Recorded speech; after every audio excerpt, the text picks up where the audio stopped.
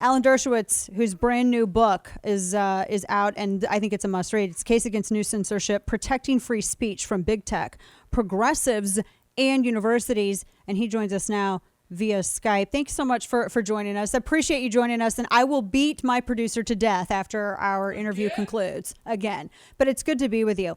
I had mentioned you in the setup to our discussion here. This case that's going before the Supreme Court that's involving this cheerleader who said something on Snapchat, and now it's a whole issue of free speech. I do really feel as though we are kind of being trained just by the way that corporate big tech like Twitter, Facebook, TikTok, Snapchat, all of these platforms, it's a public sphere.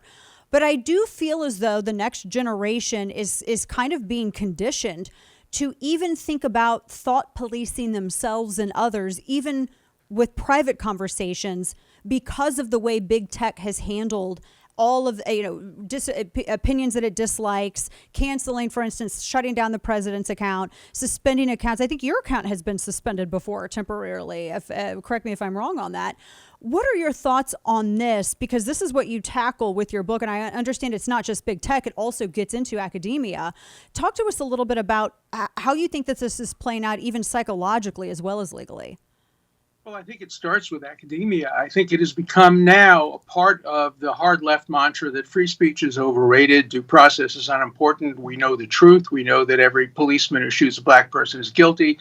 Every man who is accused by a woman is guilty. Every election claim about improper elections is wrong.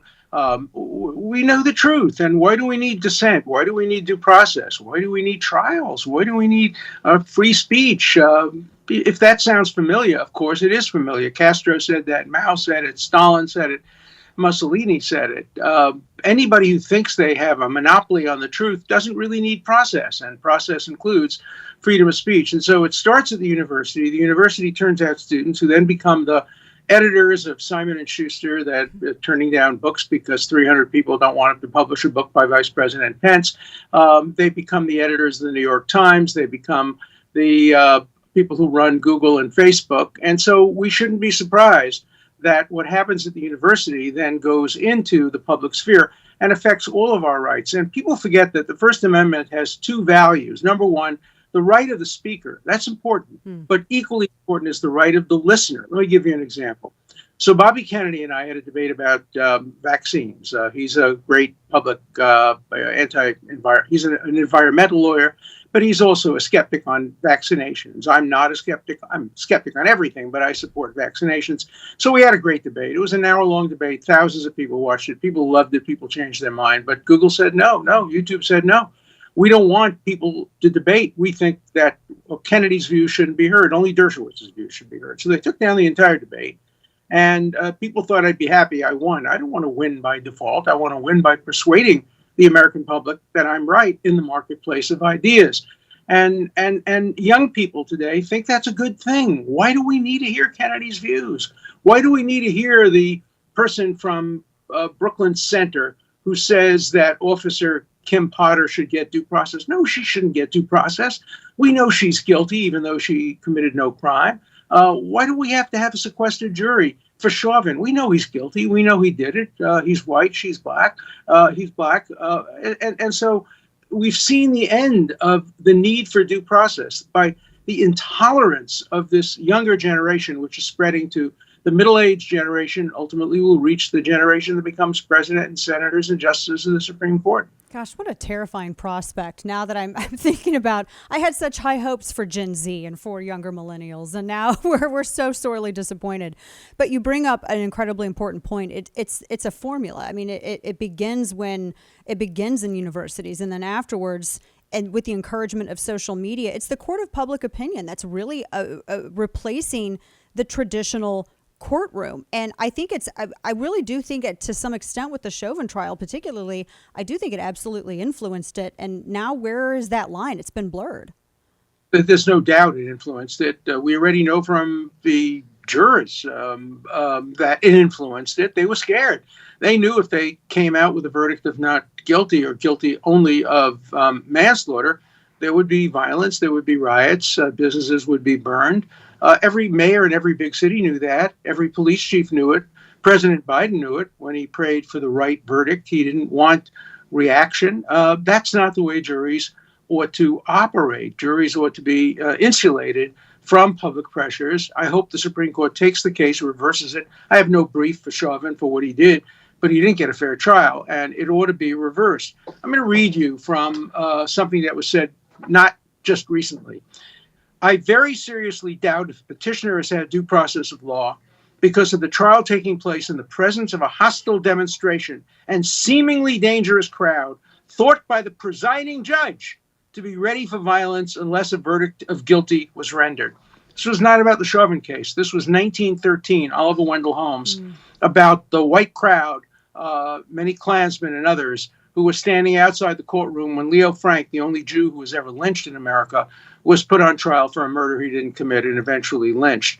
And Oliver Wendell Holmes said that 108 years ago, and it could be said exactly in the same words about the Chauvin trial. We're speaking with Alan Dershowitz, whose new book, The Case Against the New Censorship, Protecting Free Speech from Big Tech, Progressives, and Universities. You bring up the Chauvin trial, and we talked about that quite a bit. And I was comparing the way that the jury wasn't, partially sequestered. I don't even know why that's even a phrase. I mean, I just think if you're not fully sequestered, then you're not sequestered at all. You're still exposed to everything that is out there. They were just told not to watch the news. Nobody watches the news anymore. You get your news from social media. Right. Even the instruction wasn't a good one. And he only sequestered them when the closing arguments were made. All the evidence, when Maxine Waters gave her totally inappropriate, threatening speech, the jury was not sequestered. And of course they all heard it. And they all knew that their businesses, their friends' businesses, their schools would all be attacked if they didn't come to the, quote, right verdict. And so they came to the right verdict in their mind, the safe verdict. The trial should never have been held in Minneapolis. It should have been moved to a rural area. It should have been put off 6 months. And it should never have been unsequestered. And that's just a denial of due process. Yeah, and with that, when the verdict was rendered, I thought, well, maybe, I was being optimistic. I'm like, and I wrote about this. I said, I comparing it to the grand jury choosing not to indict Darren Wilson in the Mike Brown case because they weren't sequestered and they still came to the decision based on facts. And so I was optimistic, thinking, well, if that grand jury could do that, then this jury still should, I'm sure. Obviously, some time has passed since then, and things have escalated, tension, and also the judgment in that court of public opinion.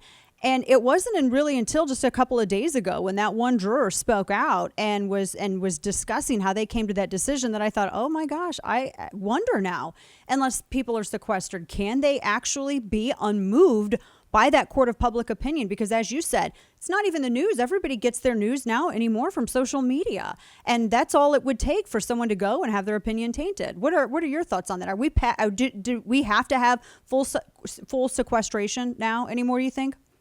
Absolutely. The Supreme Court of the United States ought to take the Chauvin case. It's the only court that would have the courage to do it. They're insulated. They're there for life. They have police guards. They're not in Minneapolis.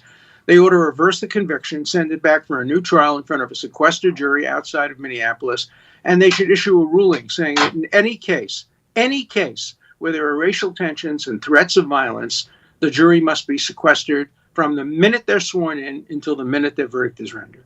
Yeah, well, incredibly important because now we're seeing all of this play over into real life cases, not just things that are discussed and decided on social media. And speaking of social media, we're speaking with Alan Dershowitz, his book, The Case Against the New Censorship, Protecting Free Speech from Big Tech.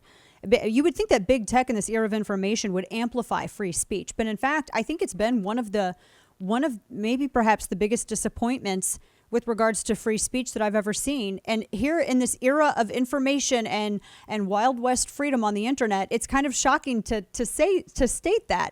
Your thoughts? Well, I'll give you a worse example. Who do you think is on the forefront of trying to censor books now? People who work for Simon & Schuster, people who work for Norton, the people in the publishing industry. They believe free speech for me, but not for thee. 300 people who are either employees of Simon & Schuster or agents or people who work in and around Simon & Schuster urge them to cancel their contract with Vice President Pence. Well, I want to read Vice President Pence's book. I have the right to read that book. I didn't agree with him. I didn't vote for him. I'm a liberal Democrat, but I want to hear all sides of every issue. And the idea that Philip Roth's book would be withdrawn because its author was accused of sexual improprieties, I haven't seen the evidence. I want to see the evidence before they withdraw a book. You know, it was Heinrich Heine, the great philosopher, who once said, when you start by burning books, you will inevitably end by burning people. He was talking about Germany. And of course, that's what happened. And I never want to see us move to a situation where books are burned. What people forget about is the first books burned in the Nazi period in 1933 in Munich were burned by students, by young students. They weren't called millennials, but they might have been. And they were young students. And young students were at the forefront of Stalinism. Young students were at the forefront of Maoism. Young students were at the forefront of Castroism. So don't tell me that young students, just because they're young and because the future is theirs, have to be listened to more than their elders. I think we all have to be listened to.